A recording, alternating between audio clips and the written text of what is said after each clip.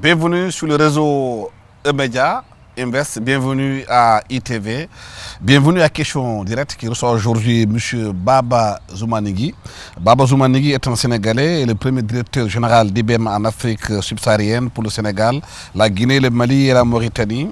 Il a 35 ans de carrière internationale sur les 5 continents. Il a été aussi vice-président d'IBM, chargé de la commercialisation des logiciels en Europe, Moyen-Orient et en Afrique. Vice-président mondial d'IBM, chargé de l'acquisition des sociétés. Il est aussi directeur général d'IBM pour l'Afrique francophone. Baba Zoumanigui a vécu en France, aux États-Unis, en Espagne, en Afrique du Sud, au Maroc pour le compte d'IBM. Il a dirigé de nombreux projets informatiques dans plus d'une vingtaine de pays. Monsieur Zoumanigui est au retour au Sénégal. Il vient de sortir un livre qui s'appelle Kweglo Ba. Kweglo Ba, c'est un livre qui parle de leadership, de management, les valeurs africaines et le développement professionnel. Monsieur Baba Zoumanigui, merci d'avoir accepté notre invitation. Vous sortez un livre dans lequel vous abordez beaucoup de thématiques. Le leadership. Aujourd'hui, c'est une question qui revient pratiquement sur le plan mondial. Est-ce qu'il y a un leadership occidental et africain? Si oui, c'est quoi un leadership africain?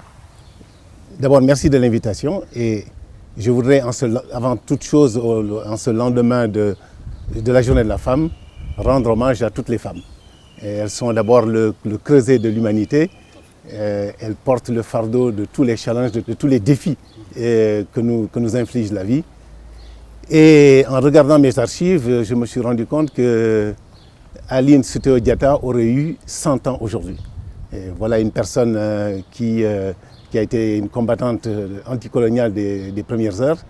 Elle a été déportée.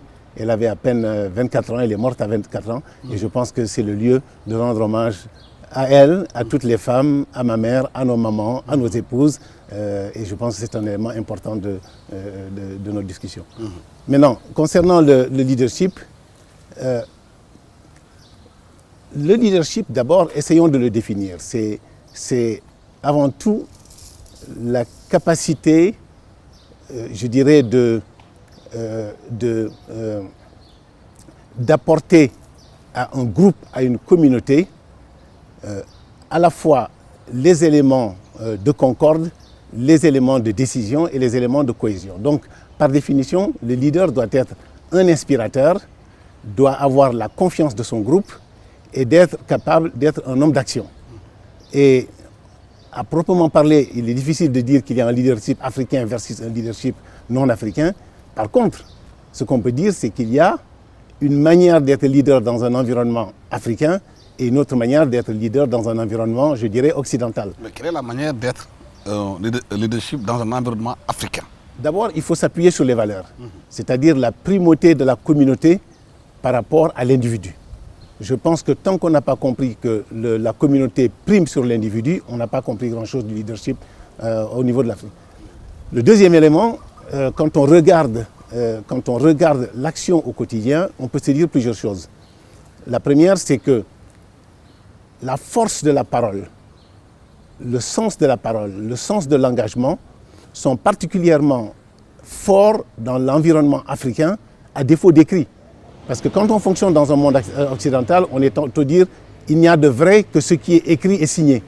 Quand on fonctionne dans un monde, je dirais, africain, la force de la parole, la force de l'engagement, la force de la crédibilité est extrêmement importante. Le deuxième élément de ce leadership, c'est de se dire que on n'est pas, il y a un mot qui prend toute sa signification dans l'environnement africain, c'est le mot Ubuntu. Je suis parce que nous sommes. D'ailleurs, particulièrement, je dirais, mise en évidence par Nelson Mandela, à la fois dans ses écrits, dans ses propos que dans ses actions. La notion d'Ubuntu est une notion fondamentale. Alors que moi qui ai vécu dans le monde anglo-saxon, la notion d'individualité, la notion de performance individuelle est un élément très fort. C'est tellement vrai que tous les sales plans, tous les plans de motivation s'appuient sur l'individu et non pas sur le groupe. Mais le constat qu'il y a en Afrique, c'est que la parole donnée perd de plus en plus de valeur, surtout dans le monde politique, où les citoyens aujourd'hui n'ont plus confiance à ceux-là qui les dirigent parce qu'ils ne respectent pas leur parole. C'est exact. Je pense qu'il faut faire la différence entre, je dirais que l'entreprise est un microcosme de la société. Alors j'essaie de me polariser sur le monde de l'entreprise. Je pense que le leader tient son autorité du groupe. Ce n'est pas une autorité permanente, ce n'est pas une autorité, je dirais, temporelle liée à la fonction. D'ailleurs, il y a un excellent livre de Arvind Kashmar qui parle de leader sans étiquette et sans grade. Autant le manager, il tient sa légitimité de l'organisation et de la fonction, le leader tient de sa légitimité de la confiance que lui attribue cet individu. Alors, on peut toujours se proclamer leader, mais il arrive un moment où lorsqu'on essaie d'amener les individus sur un projet, sur une vision, sur une perspective qui va au-delà de leur quotidien, la question qu'il faut se poser, c'est est-ce qu'ils suivent ou est-ce qu'ils ne suivent pas? À partir du moment où les gens ne suivent pas le leader, je dirais, dans son action et dans son quotidien, je pense qu'il y a une perte de leadership qui est réelle. Mais on est dans un pays pénétré de plus en plus par les valeurs occidentales. Absolument. Où l'individualisme commence à primer sur le collectif dont vous parliez. C'est exact. De plus en plus, on voit des familles, même des gens, quand ils ont réussi quelque part, s'isoler, louer, vivre seuls. Et ce n'était pas connu dans notre société. Donc il y a un bouleversement qui existe dans nos sociétés. Est-ce que ça ne met pas en contradiction aujourd'hui la collectivité dont on parle? Oui et non. Quand j'ai écrit ce livre, je suis parti d'un constat. Le premier constat, c'est que la nouvelle génération, appelons-la comme ça, les 30-40 ans, n'ont de compréhension des cultures africaines que ce que nous projette l'Occident. C'est-à-dire qu'ils ne regardent nos cultures que sous le prisme de l'Occident. Donc ça veut dire qu'il y a une espèce de biais culturel qui fait qu'on ne regarde que le côté négatif. Ça, c'est un premier. Le deuxième élément, c'est que quand on regarde cette génération, on se rend compte que très souvent, leurs repères en matière de leadership sont des repères qui sont liés à des gens de l'Occident. On nous parle de Bill Gates, on nous parle de Steve Jobs, on nous parle de d'autres, et on oublie que nous avons nos Sundiata Keita, nous avons nos Nelson Mandela, nous avons nos Lat Dior, et au féminin, nous avons nos Yenenga au Burkina Faso, on a Ndella Diop, Mbouch, reine du Wallo. Donc je pense qu'il faut déjà ramener sur le plan à la fois historique et sur le plan de l'éducation physique à ces valeurs-là. Ça, c'est un deuxième point. Le troisième point, c'est que quand je rencontre des jeunes, ils sont très souvent ballottés entre est-ce que je me comporte comme un Européen ou est-ce que je me comporte comme un Africain. Or, quand ils parlent de se comporter comme un Africain, ils ont tendance à regarder le côté négatif.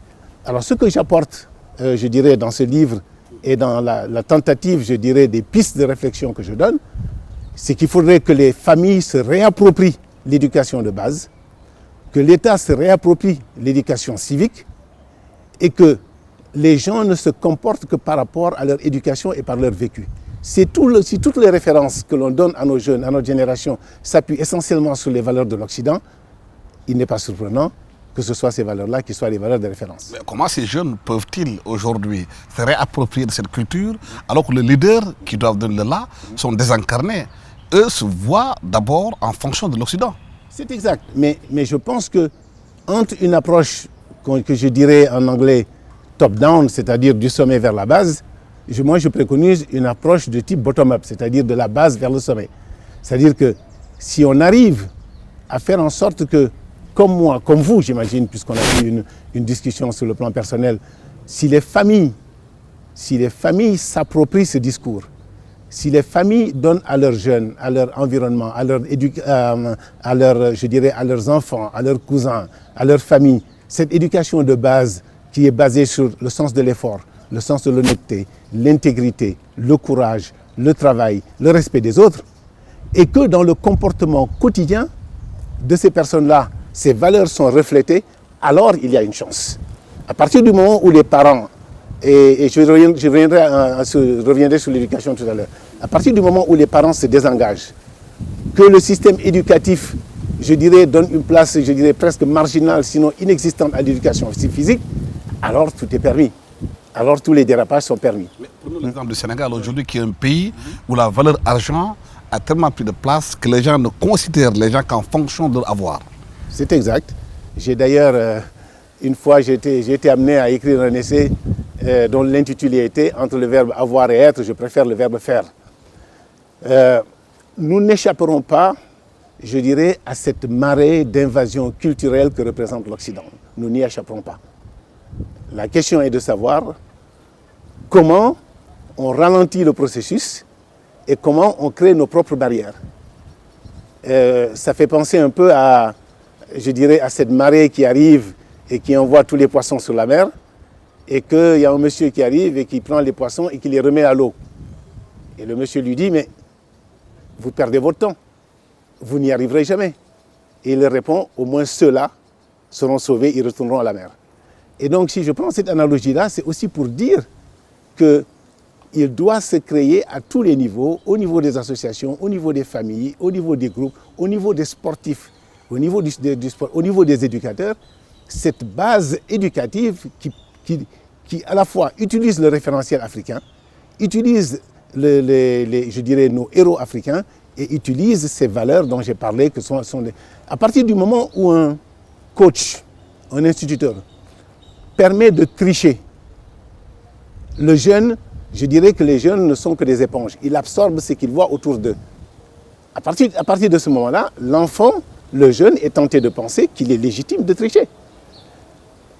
Et à partir du moment où l'éducateur, les parents, les amis ont un comportement qui sont, je dirais, aux antipodes, je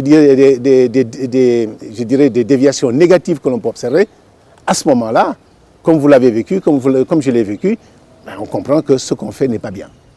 Et certes, le leader du pays, les leaders, que ce soit des leaders politiques, des leaders d'entreprise, doivent se donner les moyens d'y arriver, mais aussi, je pense que chacun est maître de sa propre éducation. En général, c'est les élites qui portent le changement. Absolument. Quand on regarde bien en Chine, Ouais. pourtant la Chine est un vaste pays qui a conservé sa culture malgré la mondialisation et qui a pu, avec sa propre langue, développer sa culture et s'insérer dans le Conseil des Nations. En Afrique, on a vu que la colonisation, l'esclavage a tellement fait de dégâts dans le subconscient que les Africains eux-mêmes pensent qu'ils ne sont pas capables de changement. Oui, il se trouve que j'ai vécu, je dirais, 5 années en Afrique du Sud, hein, à l'époque post-Mandela. Alors il y a une génération que l'on appelle les born free, c'est-à-dire ceux qui sont nés après l'apartheid, c'est-à-dire qui n'ont pas connu, je dirais, les servitudes qu'a imposé, je dirais, l'homme blanc vis-à-vis de l'homme noir. Et on observe le même phénomène qui consiste à copier les schémas, je dirais, du monde occidental, pour ne pas dire du monde blanc, et s'éloigner, je dirais, de nos propres traditions. Et je pense qu'il y a un rôle qui est à jouer par l'élite, je dirais, par les aînés. Je fais partie d'une génération qui a connu la période coloniale, les premières années de l'indépendance, les développements technologiques, puisque je suis dans l'informatique, et qu'on a connu le passage de la carte perforée jusqu'à l'intelligence artificielle dont on parle aujourd'hui, et qui a vu les changements s'opérer avec une certaine, je dirais, un certain rythme, mais un rythme absorbable par l'individu. Aujourd'hui, le grand défi, c'est que ces changements sont à une vitesse accélérée. Vous êtes dans le digital. Je suis dans le digital. Ces changements s'opèrent à une vitesse accélérée. Et la question qui se pose, c'est comment une société peut faire évoluer les mentalités au rythme de la technologie. Alors quand vous voyez un groupe de personnes réunies, chacun a son portable et il n'y a quasiment pas de conversation, vous allez dans une maison, les gens regardent la télé et puis personne ne cause. Vous et moi avons connu une période où il n'y avait ni télé ni portable et que l'éducation se faisait à travers les conversations, le questionnement, les débats et ainsi de suite. Alors, on ne va pas réinventer, je dirais, le monde, on ne va pas revenir en arrière. Mais je pense que si chacun considère que c'est une responsabilité individuelle de contribuer à, je dirais, à la fois la connaissance par la curiosité, à la compréhension par le dialogue et à l'exécution par l'apprentissage, alors, et alors seulement, on a une chance, même si on ne sauve pas tous les poissons, d'en sauver quelques-uns. Mais je pense également que quand on regarde l'histoire du monde est faite de minorité qui entraîne une majorité. Mais est-ce que vous avez l'impression qu'il y a une prise de conscience de cet état de fait? L'impression qu'on a, c'est qu'on a fait le diagnostic qu'il faut. Oui. On sait pourquoi ça ne va pas. Mais la question fondamentale, c'est pourquoi ça ne change pas. L'action, pour faire démarrer la machine, pourquoi la clé bloque? Je pense que s'il y avait une réponse en une phrase, on n'aurait pas eu cette discussion. Je pense que la réponse est beaucoup plus complexe. On voit à travers le monde, je dirais, un phénomène de décadence des pays, je dirais de déficience au niveau d'un certain nombre de leaders et dans tous les pays. Quand on regarde l'histoire de l'Afrique des indépendances, que ce soit au Sénégal, que ce soit au Ghana avec Kwame Nkrumah, que ce soit en Tanzanie avec Julius Nyerere et bien d'autres, on voit qu'à cette époque, il y avait une élite qui avait à la fois le sens du devoir, le sens de l'histoire et le sens de l'action. Je pense que malheureusement, ce sont les tragédies et les drames qui forcent la réflexion. C'est-à-dire la colonisation a été, je dirais, non pas un drame, mais en tout cas un événement historique suffisamment fort de combat qui permet de cristalliser à la fois les opinions, les sentiments et l'action. Aujourd'hui, qu'on est dans une période de paix relative sociale, il y a un phénomène de décadence que l'on observe progressivement et on l'observe dans les familles, on l'observe dans les écoles et on observe. Vous et moi savons que durant notre enfance, à midi, il fallait être à la maison. Quand un père de famille arrive, il doit trouver tous ses enfants, toute sa famille autour de lui. Les heures de repas sont des heures bien définies. Aujourd'hui, ce sont des choses. Alors, je ne veux pas donner l'impression d'être vieux soldat, puisque moi-même j'ai des enfants qui me ramènent souvent à la réalité du monde, puisque j'ai des enfants qui ont entre 30 et 40 ans. Mais ça ne peut changer. Je pense que le changement, il faut le voir au niveau individuel, au niveau de petits groupes. Et là, je reviens à l'entreprise. Parce que l'entreprise n'est que n'est qu'un reflet de la société. Mais ailleurs, les gens se réunissent, pensent, Oui. élaborent Oui. et font de la prospective Oui. pour voir comment dominer notre monde par la musique, par la culture, et par la technologie. Mais en interne ici, l'exemple aujourd'hui, c'est le coronavirus qui existe dans notre pays, qui est arrivé au Sénégal, et il y a eu des cas qui ont été détectés, qui ont été soignés. Est-ce qu'il y a eu une réflexion en interne pour voir cette maladie dont on parle sur le plan international, si elle vient, comment se comporter sur le plan économique et comment la gérer? J'imagine que cette réflexion, elle existe. Quel est son niveau d'intensité? Je suis mal placé pour porter un jugement là-dessus. Mais j'imagine que cette réflexion, elle existe. Elle est d'autant plus importante et je pense que ça montre un peu à la fois la fragilité des États, la fragilité des nations et l'importance de la globalité. Qui aurait pensé qu'un virus né en Chine, qui s'est propagé aujourd'hui dans une centaine de pays, est capable de bouleverser la bourse, le commerce, les familles, l'éducation, tout ça en même temps? Ça veut dire tout simplement que le monde n'a plus de frontières. Et qu'à partir de là, le rôle du leader, c'est de capter, je dirais, d'avoir la main sur toutes les pulsations positives et négatives qui entourent le monde et de se dire, dans notre cas à nous, comment est-ce que ça s'applique à nous? Et l'entreprise n'échappe pas à cette logique. J'ai fait, je dirais, 35 années de carrière internationale et je vois régulièrement une analogie entre l'entreprise, la manière dont les leaders travaillent et fonctionnent et prennent des décisions et, je dirais, la prospérité de cette entreprise. Je donne un exemple tout simple. Prenons une valeur qui est l'intégrité, l'honnêteté. Vous avez vu ce qui s'est passé il y a quelques années chez Enron, où une compagnie a quasiment du jour au lendemain complètement capitulé et disparu de la scène économique, tout simplement parce que ses dirigeants n'étaient pas honnêtes. On voit également aujourd'hui qu'il y a des entreprises centenaires qui traversent les années parce qu'elles s'appuient sur un certain nombre de principes et de valeurs simples. On voit également, quand on regarde l'histoire du continent, les leaders qui sont encore d'actualité et dont on parle, et ceux qui ont disparu dans la nuit des temps. Aujourd'hui, il ne fait de doute à personne, il n'y a pas de doute sur à la fois la probité, je dirais l'honnêteté, l'intégrité d'un Cheikh Ahmadou Bamba ou bien d'un Léopold Sédar Senghor ou d'autres. Je pense que le vrai challenge que nous avons par rapport à ces défis, c'est quelle interprétation nous en faisons. Mais je pense que si on se met dans une logique qui consiste à dire j'attends des leaders que eux donnent le là, oui, c'est très, très important, mais la question qu'il faut se poser, à mon niveau, qu'est-ce que je fais? Donnons-nous l'exemple d'une entreprise, le management, Oui. par exemple, l'exemple du temps. Dans d'autres sociétés, le temps, il est précieux, c'est de l'argent.